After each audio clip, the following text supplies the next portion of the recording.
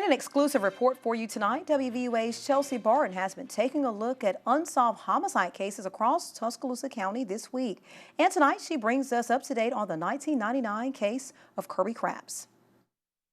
38-year-old Kirby Craps was found shot and killed inside his home on Old Marion Road in Tuscaloosa County. His wife found him dead on their kitchen floor, the door to their home unsecured, and a bulldozer left running in the yard. Mr. Craps was into racing like funny cars, things like that, and raising pit bulls. So there's been speculation that those two things might be behind the motive for this crime.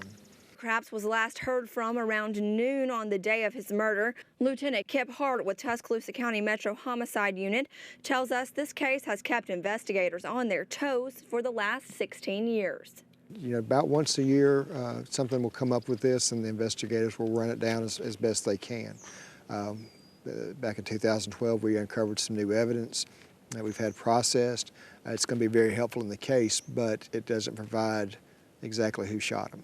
When investigators arrived on the scene around 8:30 that night, a bulldozer was running in the yard. Mr. Craps had been building dog pens with it at his home earlier that day.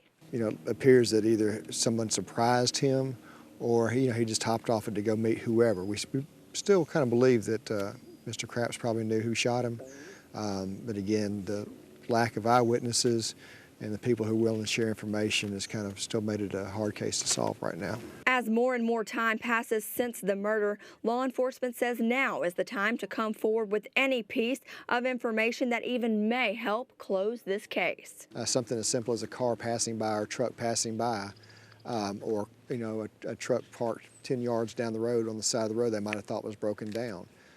When very well it could have been somebody involved in this that just parked away so they wouldn't be seen by the owner or the occupants of where they were going. So any little thing like that we haven't been told is very important. It might lead to something that breaks the case.